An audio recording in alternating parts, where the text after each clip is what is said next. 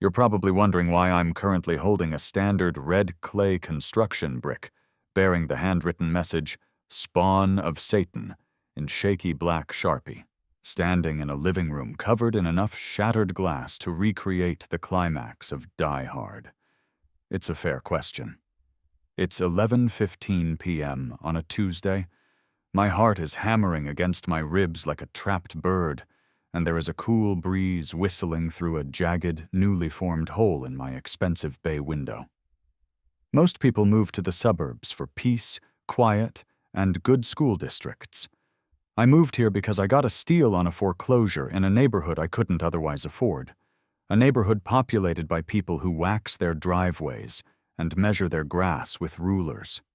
I bought the ugly duckling of Elmwood Terrace, a 70s split level that hadn't seen a paintbrush since the Reagan administration. It smelled faintly of cat urine and desperation. But it had good bones. That's what I kept telling myself, good bones. I'm Jack, by the way. I'm a 32-year-old software engineer who spends most of his day debugging code and trying to avoid human interaction. I bought this house as a project, a sanctuary where I could finally have a dedicated VR room and a kitchen that didn't look like a crime scene from a disco movie. I had dreams. Big, dusty, drywall-covered dreams. The brick in my hand? That was the punctuation mark on a 3-month sentence of suburban warfare I didn't know I had signed up for. The projectile wasn't just a brick. It was a declaration of war from the creature living next door. Her name was Brenda, but to the contractors, the mailman, and anyone with a working set of ears within a 3-block radius, she was simply the Kraken. And the Kraken had just released the brick. Let's rewind. It started the day I closed on the house. I was standing on the patchy front lawn with my general contractor, Tony. Tony was a mountain of a man, built like a chest freezer with a sunburn, who communicated mostly in grunts and spit. Despite looking like he moonlighted as residential security for the mafia, Tony was surprisingly sensitive about aesthetics. We were discussing the structural integrity of the porch overhang when a shadow fell over us. It wasn't a cloud. It was Brenda. She didn't walk. She marched. She was wearing white capri pants, a floral blouse that seemed aggressively bright. And the haircut, you know the one. It was an angular blonde helmet that defied gravity and reason, capable of cutting glass if she turned her head too sharply. "You," she barked, pointing a manicured finger at my chest. Not hello, not welcome to the neighborhood. Just an accusatory pronoun. "Me?" I managed, taken aback. Tony just grunted and shifted his weight, sensing a disturbance in the force. "Yes, you. Are you responsible for this disaster?" She swept her hand dramatically toward my slightly peeling front door. "I just bought it, ma'am. I'm Jack. I'm planning on fixing it up." I tried the friendly neighbor smile. It bounced right off her armored hair. She narrowed her eyes, scanning me like I was a piece of malware she needed to quarantine. "Fixing it up? I hope you have permits. This is a deed-restricted community. We have standards. The previous owners were slobs. Absolute slobs. I trust you aren't a slob, Jack." She said my name like it tasted bad. "We have all the necessary permits, ma'am," Tony rumbled, his voice like gravel in a mixer. He pulled a rolled-up set of plans from under his arm. Brenda recoiled, as if he'd brandished a weapon. "Don't wave those things at me. I know the zoning laws better than the city council. No work before 8 a.m., no work after 6 p.m., no commercial vehicles parked on the street overnight, no loud music, no swearing. My prized hydrangeas are right on the property line, and if one speck of dust lands on them, there will be consequences." "We'll be careful," I said, my smile straining at the edges. "See that you are. I'm watching you." She then performed an abrupt, military-style about-face and marched back to her pristine, beige McMansion next door. Tony watched her go, then spat on the ground. "Gonna be a long summer, boss," he rumbled. He had no idea. The renovation began in earnest a week later. I moved into the guest room, living out of boxes, while Tony and his crew, a rotating cast of characters who all seemed named Mike or Dave, started demolition. The sound of sledgehammers hitting drywall became the soundtrack of my life. It was glorious, It was progress. It was also the bat signal for Brenda. The first week, the complaints were relatively low level. She would stand at her property line, arms crossed, just staring. It was unnerving. The guys would be ripping out old cabinets, and there she was, a silent sentinel of disapproval. Then came the active interference. I was working from home one Wednesday, trying to focus on a Zoom call, when I heard shouting outside. I looked out the window to see Tony's drywall guy, Little Dave, who was actually quite large, covered in water. Brenda was standing on her side of the fence, hosing down my driveway with a maniacal grin, accidentally soaking Little Dave every time he walked from his truck to my front door. I ran outside. "Brenda, what are you doing?" She shut off the nozzle, feigning shock. "Oh, I was just watering my perimeter petunias. Is he wet? He shouldn't be walking so close to my flowers." "He's 10 feet away on my driveway," I yelled, gesturing to the soaking wet, drywall dust-caked man, looking miserably at me. "Well, his aura is aggressive," she sniffed. "It's disturbing my plants." "His aura? Are you serious?" "Very serious, Jack. I can feel the negative energy radiating from your little project. It's throwing off the neighborhood feng shui."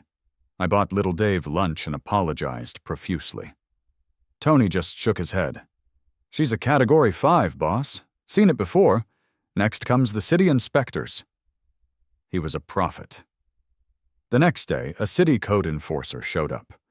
Brenda had called in an anonymous tip that we were running an illegal methamphetamine lab in the basement because she saw suspicious white powder being carried out. It was drywall dust. The inspector, a tired man named Gary who looked like he survived entirely on lukewarm coffee and antacids, did a 15-second walkthrough, rolled his eyes, signed off on our permits, and left. Brenda was watching from her kitchen window. I gave a cheerful wave. She shut her blinds so hard I heard them snap. The escalation ladder climbed higher. She started parking her beige Prius directly across from the foot of my driveway, making it impossible for the delivery trucks to turn in. It wasn't illegal, technically, but it was wildly inconvenient. When I asked her to move it, she claimed her driveway was being resurfaced by invisible workmen, and she had nowhere else to put it. Then came the noise complaints. We were strictly adhering to the 8 a.m. to 6 p.m. window.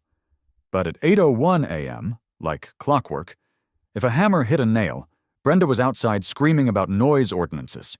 She would stand on her lawn with a decibel meter app on her phone, shaking it at the workers. 85 decibels, she would shriek over the sound of a tile saw. "That is assault on my eardrums." Tony, bless his heart, tried to handle it with grace for the first month.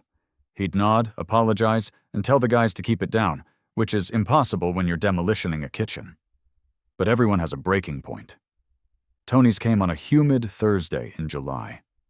They were framing out the new bay window in the living room, the very window that was currently letting in the night air. It required nail guns. The compressor was loud. It was 2 p.m. on a weekday, perfectly legal. Brenda burst out of her front door like a cork from a shaken champagne bottle. She wasn't wearing her usual floral camouflage. She was in a bathrobe, her hair in curlers, looking like a deranged, angry housewife Halloween costume. Stop it right now!" she screamed, marching onto my lawn. Tony stepped out of the framing. He was sweating, covered in sawdust, and holding a nail gun. He looked terrifying.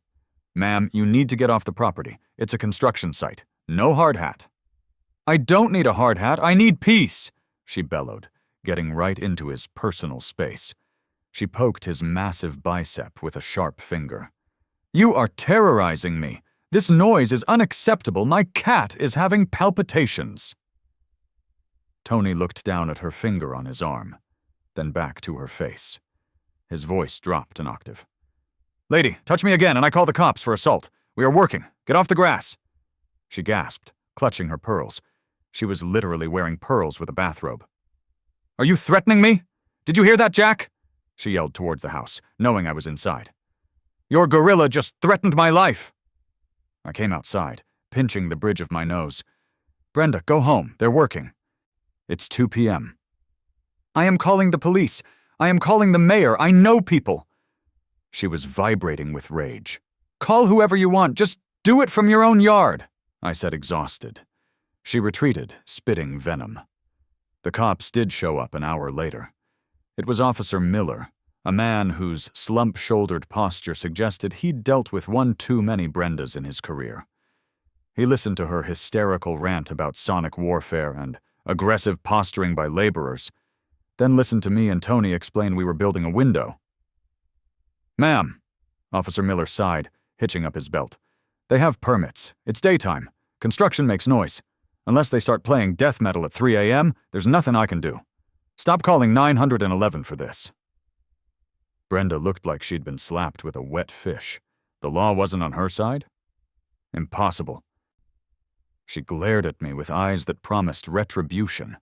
It wasn't the, "I'm going to write a sternly worded letter to the HOA" kind of look. It was the, "I'm going to burn your world down" look. The crew packed up around 5:30 p.m. Tony clapped me on the shoulder. "She's gonna blow a gasket, boss. Watch your back." I figured she'd just call code enforcement again, or maybe throw dog poop over the fence, which she had done twice already. I wasn't expecting domestic terrorism. I spent the rest of the evening cleaning up dust and settling in for some late-night gaming in my makeshift bedroom. I had headphones on, deep in a virtual dungeon, slaying goblins, when I felt the vibration through the floorboards. Then came the sound. Crash, tinkle, thud. It wasn't a subtle noise. It sounded like the sky had fallen into my living room. I ripped off my headphones, heart rate spiking. My first thought was that a support beam had failed, and the second floor was now on the first floor. I grabbed the baseball bat I kept by the bed, more for peace of mind than any actual skill, and crept into the hallway. The lights didn't work in the living room yet, so I flipped on my phone flashlight. The beam cut through the darkness, illuminating a haze of dust hanging in the air. I rounded the corner and gasped. The beautiful, expensive, brand-new custom bay window that Tony and the guys had spent 3 days framing and installing was gone. Well, the glass was gone. It was currently carpeting my hardwood floors in a shimmering layer of razor-sharp diamonds. And there, sitting in the middle of my expensive Persian rug, one of the few nice things I owned that wasn't covered in dust sheets, was the brick. I stepped carefully over the glass, my blood running cold. I prodded the brick with the bat. It was a standard red building brick, heavy and rough. Taped to the top with excessive amounts of Scotch tape was a piece of lined notebook paper. I gingerly peeled it off.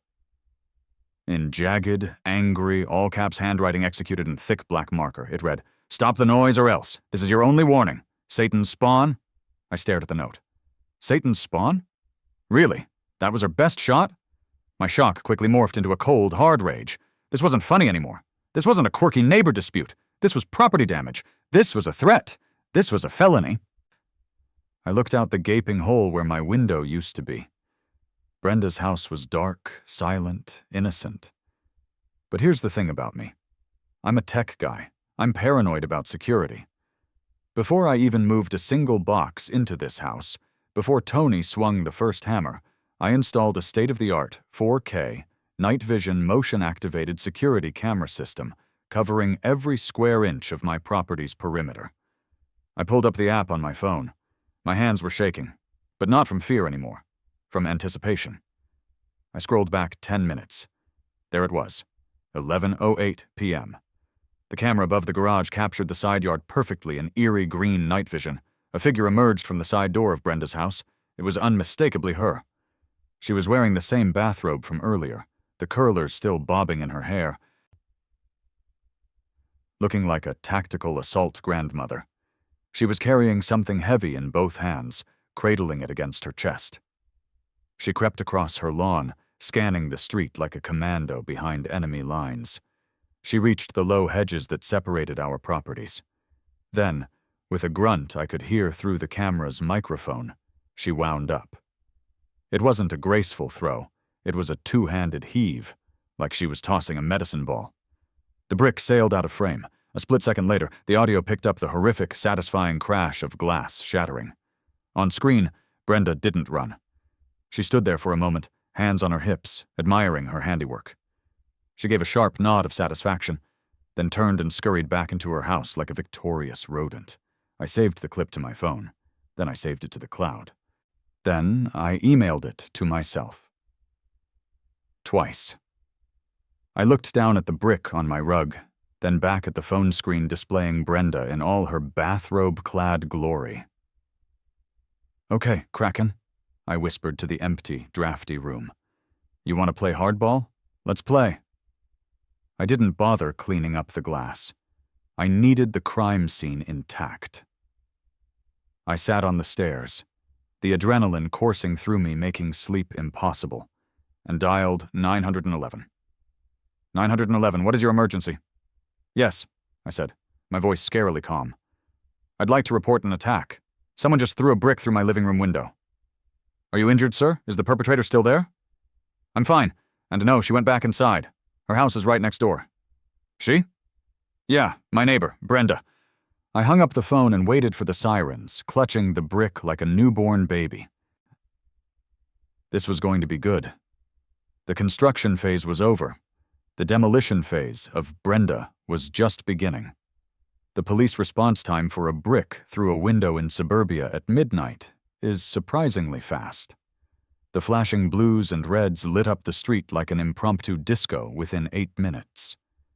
It was Officer Miller again, looking even more exhausted than he had that afternoon. He walked up my driveway, hitching up his belt. His partner, a younger female officer named Davis, who looked far too alert, trailing behind him. Jack, right? Miller sighed, looking at the gaping hole in my house. You and Brenda again? Come on inside, officer. Mind the glass, I said, ushering them in. They stepped gingerly over the shards. Officer Davis whistled low. That's a heck of a throw. There's the weapon, I said, pointing to the brick on the rug.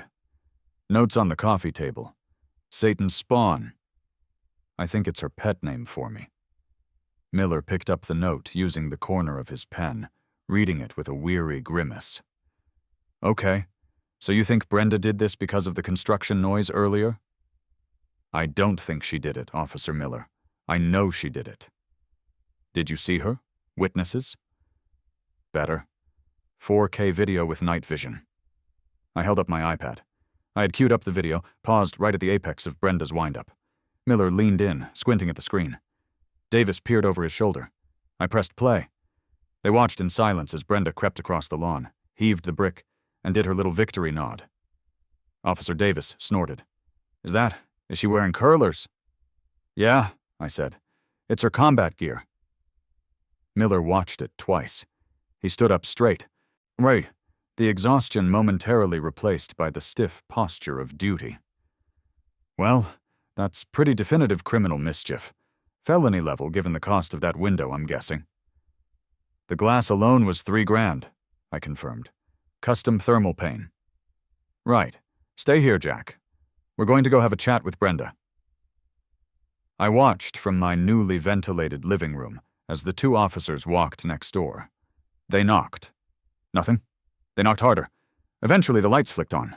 Brenda opened the door about 2 inches, the chain still on. I couldn't hear the conversation, but I could hear the tone. It started with high-pitched denial. Then it escalated to screeching indignation. Then I heard Miller's voice, loud and firm. Ma'am, open the door, now! A moment later, the door opened fully. Brenda was there, still in the bathrobe, clutching the lapels tight. She was gesturing wildly toward my house. I saw Miller hold up his own phone. He was showing her the video. Brenda stopped mid-screech. She stared at the phone. Then she looked at my house. Then back at the phone. Her reaction was incredible. She didn't crumble. She didn't cry. She doubled down. I could hear her shrieking now across the lawn. That's not me! That's doctored! He hired an actor! It's deepfake technology. He threw it himself to frame me. Miller wasn't having it. He pulled out his handcuffs. The ensuing struggle was brief but memorable.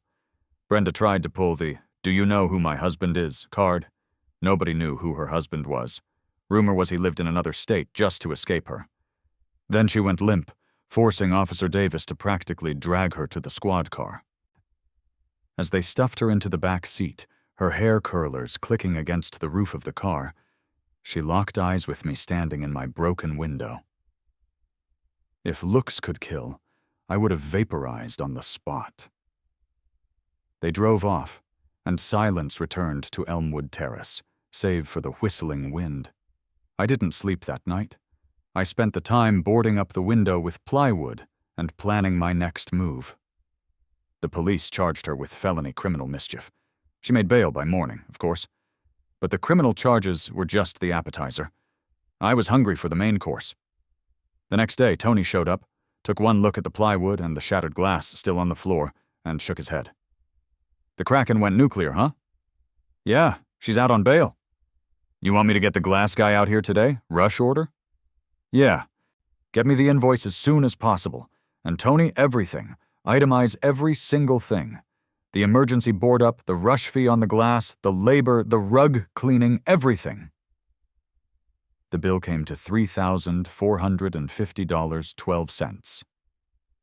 I'm a reasonable man. I decided to give her one chance to do the right thing before I unleashed the legal hounds. I typed up a polite, formal letter. It stated the facts. She broke the window, here is the video evidence, here is the police report number, here is the invoice for repairs. Please remit payment within 10 days to avoid further legal action. I put it in a nice manila envelope and walked it over to her mailbox. Her car was in the driveway. She was home. I went back to my house and watched the camera feed. About 10 minutes later, Brenda emerged. She opened the mailbox, pulled out the envelope, and recognized my return address. She didn't even open it. She ripped the envelope in half, then into quarters, then into confetti. She threw the pieces onto the ground and stomped on them. Then, in a move of breathtaking pettiness, she walked around to her backyard. She reappeared a moment later with a small garden shovel. On the shovel was a fresh pile of dog feces, courtesy of her yappy little terrier. She walked to the property line and flung the poop onto my driveway, right on top of the torn-up invoice. She looked directly at my camera, gave it the middle finger, and went inside. I saved that video too. "Okay, Brenda," I said to the screen. "No more Mr. Nice Guy." I didn't want a regular lawyer. I didn't want the guy who did my closing, a nice man in a tweed jacket who specialized in wills and estates. I needed a weapon. I needed a legal mercenary. I found him online. His name was Saul Goodman. No, seriously, that was his name. And he leaned into it hard. His billboard on the highway said "Better Call Saul" in a font that barely avoided copyright infringement. His website featured a gif of him high-fiving a pile of money. His office was in a strip mall next to a vape shop and a sketchy massage parlor. It smelled of cheap cologne and aggressive ambition. Saul himself was a short man in a suit that was too shiny, wearing a pinky ring that looked heavy enough to break glass. He listened to my story, his eyes glittering like a shark that just smelled chum in the water. When I played him the brick video, he actually cackled. When I played him the poop-throwing video following the invoice rejection, he slammed his hand on the desk. "Gold! This is absolute gold." "Jack, my boy," Saul beamed. "We got her dead to rights on the property damage. That's easy. But we don't want easy. We want painful." "I want her to pay for the window," I said. "Pish posh. The window is peanuts. We sue for the window, then we sue for emotional distress. The trauma. You can't sleep in your own home. You live in fear of flying masonry. We sue for loss of use of the living room. We sue for the cost of the upgraded security system you had to install because of her previous harassment. We can tie that in. And, of course, legal fees." He started scribbling figures on a yellow pad. The numbers were getting very large, very fast. "We're going to bury this Karen under a mountain of paperwork so high she'll need oxygen to climb out," Saul declared. The first step was serving her the lawsuit papers. Saul explained that people like Brenda evade process servers like it's an Olympic sport. If they can't hand you the papers, the lawsuit can't start. "Leave it to me," Saul said with a wink. 2 nights later, a pizza delivery car pulled up to Brenda's house. A young guy got out carrying a large pepperoni pizza box. He rang the bell. Brenda answered the door. We watched on my security camera. "I didn't order a pizza," she snapped. Is this 402 Elmwood? Order for Brenda, paid for by a secret admirer?" The kid improv'd beautifully. Brenda paused. Vanity warred with suspicion. Vanity won. She opened the door wider to take the pizza. As soon as her hands touched the box, the kid flipped open the lid. Inside wasn't a pepperoni pizza. It was a thick stack of legal documents glued to the cardboard. Brenda Johnson? You are served! The kid yelled, snapping a photo of her holding the box with his phone, then sprinting back to his car like he'd just pulled a heist. Brenda stood there, holding a cardboard box full of lawsuits, her mouth agape. Then she let out a screech that probably frightened bats 3 towns over and threw the box onto her own lawn. Too late. The game was afoot. Brenda, in her infinite wisdom, decided not to hire a lawyer. She posted a long, rambling manifesto on the neighborhood Facebook group about how lawyers are parasites of the deep state, and how she would represent herself because truth is my shield. Saul read the post and almost wept with joy. A pro se litigant who thinks she's smarter than the system? Jack, Christmas came early. The court ordered mediation first. This is where you sit in a room with a neutral third party and try to hammer out a deal before a judge gets involved. It's supposed to be civilized. We met in a sterile conference room at the courthouse. I was there with Saul, who was wearing his most intimidating pinstripe suit. Brenda was there alone, armed with 3 oversized binders filled with what looked like internet printouts. The mediator was a soft-spoken elderly man named Mr. Henderson, who looked like he just wanted everyone to get along. He started by asking Brenda for her side of the story. Brenda stood up. She didn't speak. She performed. Mr. Henderson, what you have here is a classic case of entrapment and psychological warfare waged by this man, she pointed at me, against a defenseless woman. She opened a binder. Sirod. It was full of blurry photos of my house during construction. Exhibit A, the chaos, the noise. He was running industrial machinery at all hours aimed specifically at my bedroom window to deprive me of sleep. We have time-stamped video proving all work was done between 8 a.m. and 6 p.m., Saul interjected smoothly. Fabricated, Brenda yelled. And the brick. Yes, a brick went through his window. But who's to say it wasn't an act of God, or a vagrant, or, as I suspect, Jack himself, in a desperate bid for attention? Brenda, Mr. Henderson said gently, there is 4K video of you throwing the brick. The police have it, we have it, the judge will have it. Brenda froze. She seemed to reboot her brain. Well, if I did throw it, which I don't admit, it was justified self-defense. The noise was assaulting me. Anitor. It was a preemptive strike against sonic violence. Saul leaned back, grinning. So your argument is that you threw a brick in self-defense against hammering at 2 p.m.? You're twisting my words, you shyster! Brenda turned on the mediator. And you're biased. I can see it in your eyes. You're part of the construction cabal. Mr. Henderson is a retired family court judge, Brenda, Saul said. He's a patriarchal stooge. Brenda gathered up her binders. This mediation is a sham. I will see you in real court, where real justice prevails. I will not be silenced by the drywall industrial complex. She stormed out, knocking over a potted plant on her way. Mr. Henderson sighed, pulled a flask from his jacket pocket, poured a shot into his coffee, and looked at Saul. See you at trial. Or counselor? The trial was less a legal proceeding and more a public execution of Brenda's ego. It took place in a civil courtroom before Judge Ramirez, a no-nonsense woman who looked like she didn't suffer fools, gladly or otherwise. Brenda showed up wearing an outfit that I think was supposed to look professional, but looked more like she was auditioning for a role as a quirky, whimsical baker in a Hallmark movie. Lots of scarves and jingling bracelets. Saul's opening statement was brief. Your Honor, the defendant threw a brick through my client's window because she doesn't like construction noise during business hours. We have it on video. She then refused to pay the bill and threw feces at my client's property. We have that on video too. We ask for full damages. Brenda's opening statement lasted 20 minutes. It covered the history of property rights dating back to the Magna Carta, her severe allergy to dust vibrations, a conspiracy theory about Tony the contractor being an ex-CIA operative, and a claim that my house was built on an ancient ley line that I was disrupting. Judge Ramirez looked at her over her reading glasses multiple times asking, "Miss Johnson, do you have a legal point to make related to the broken window?"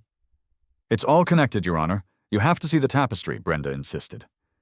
Then came the evidence phase. Saul simply hooked up his laptop to the courtroom screen and pressed play. The jury, yes, Brenda demanded a jury, thinking they would sympathize with her plight, watched the brick video. They watched it in regular speed. They watched it in slow motion. They watched it zoomed in on Brenda's determined face. Then Saul played the poop-throwing video. A collective gasp went through the jury box.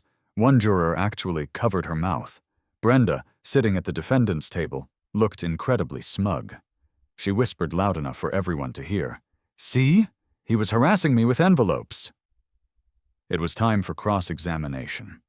Saul approached the stand where Brenda was sitting, looking like a cat about to toy with a particularly slow mouse.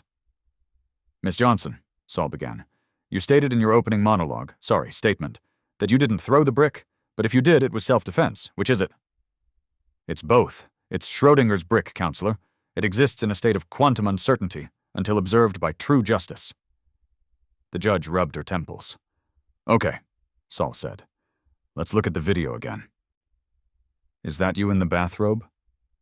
"It looks like me, but it could be a doppelganger, or a clone." "A clone, right.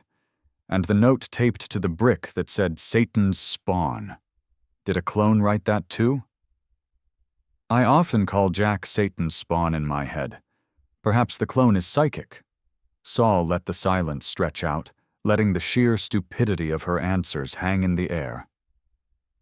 "Miss Johnson, isn't it true that you simply lost your temper because you couldn't control what your neighbor was doing on his own property, so you resorted to violence?" "I am the victim here!" Brenda slammed her hand on the witness stand. "He invaded my peace. He deserves worse than a brick. I should have burned that eyesore down." The courtroom went dead silent. Even Brenda realized she'd gone too far. Her eyes widened. Saul smiled, a terrifying, shark-like grin. "No further questions, Your Honor." The jury took 20 minutes to deliberate. I think they just went back there to grab coffee and laugh. They found in my favor on all counts. Judge Ramirez read the verdict. She awarded the full cost of the window, $3,450, plus legal fees, which, thanks to Saul's padding and Brenda's antics dragging things out, were now nearly $8,000, plus $4,000 in punitive damages for her willful, malicious, and frankly bizarre behavior. Total judgment against Brenda, $15,450.12. As the verdict was read, Brenda turned a shade of purple I've never seen in nature. She stood up, pointing a shaking finger at me, at Saul, at the judge. "This is a kangaroo court. I won't pay. You'll never see a dime. I'll appeal to the Supreme Court. I'll declare bankruptcy. You'll rot before you get my money." "Satan spawn!" Judge Ramirez banged her gavel so hard I thought it would break. "One more outburst, Miss Johnson, and I will hold you in contempt, and you can spend the weekend in county jail. Judgment is entered. Case closed." Brenda stormed out, her scarves trailing behind her like the tail of a defeated kite. Saul high-fived me right there in the courtroom. Winning the judgment is one thing, collecting is another. Brenda, true to her word, refused to pay. A month passed, no check. I checked her Facebook page. She hadn't blocked me, probably so I could see her posts. She was posting daily about the corrupt judicial system and how she was a martyr for suburban peace. She posted photos of herself on vacation in Cabo, sipping margaritas, with the caption, "Living my best life, can't keep a good woman down." #unbothered, #debt-free mentality. I showed the post to Saul. "Debt-free mentality, huh?" Saul leaned back in his creaky office chair, cracking his knuckles. "She thinks because she doesn't write a check, the debt doesn't exist. It's cute." "How do we get the money, Saul? She's just going to ignore it forever." "Jack, my boy, you're thinking like a normal person. You have to think like a creditor. We don't ask her for the money. We take it before she even touches it." Saul did what he called a financial colonoscopy. It turns out Brenda wasn't just a stay-at-home nuisance. She had a job. She was a mid-level logistics manager for a regional trucking supply company. Not a huge salary, but steady. 2 income.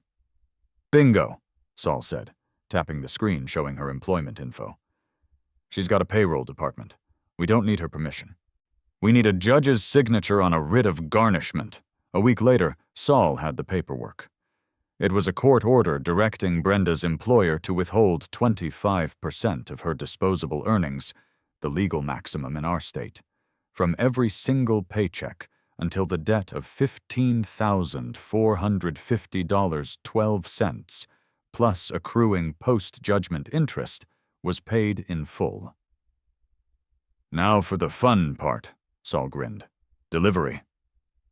I wasn't there for this part, obviously, but Saul recounted it to me with relish, having heard the details from the sheriff's deputy who served the papers. The deputy didn't serve Brenda. He walked into the corporate headquarters of the trucking supply company at 10 a.m. on a Monday. He asked to see the head of human resources and the payroll director. He laid the court order on the HR director's desk. It was an official mandate from the state. Ignore it. Go on. And the company becomes liable for the debt. Companies do not like being liable for their employees' crazy neighbor disputes. According to the deputy, the HR director sighed, rubbed his temples, and said, "Oh God, Brenda, again?" Apparently, she wasn't a peach at work either. They called Brenda down to HR. She walked in, probably expecting a promotion or a complaint about someone's K-cups. Instead, she found her boss, the HR director, and a uniformed sheriff's deputy. They explained the situation. The meltdown was allegedly legendary. She screamed that it was illegal. It wasn't. She screamed that I was stalking her. I wasn't. She threatened to sue the company if they garnished her wages. The HR director, bless his corporate soul, reportedly told her, "Brenda, this is a court order. We have no choice. We are taking 25% of your net pay starting this Friday. If you don't like it, take it up with Judge Ramirez. And if you scream at me one more time, you're fired for cause, and they can garnish your unemployment." She went silent. She needed that job. Her Cabo trips and beige Priuses didn't pay for themselves. She was trapped.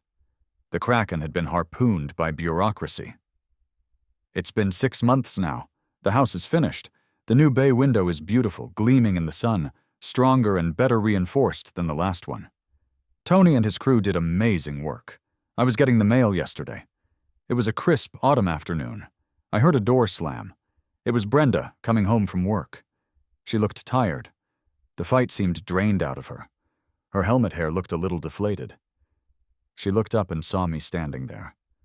For a second, I saw the old spark of rage. She opened her mouth, probably to shout something about Satan or dust. Then she stopped. She must have remembered that every word she shouted cost her money now. She closed her mouth, glared at me with the intensity of a dying star, and marched into her house. I walked back inside, checked my banking app. There it was, like clockwork every 2 weeks. A direct deposit for $287.50. The transaction note simply read, "Garnishment, B. Johnson." I did the math. At this rate, counting the interest accruing on the balance, Brenda is going to be buying me coffee, paying my electric bill, and funding my Steam library every 2 weeks for the next 15 years. I sat down in my finished living room, sun streaming through the window that started it all. I took a sip of coffee that Brenda paid for, and smiled. Some people invest in stocks. Some invest in crypto. I invested in a brick. And let me tell you, the dividends are spectacular.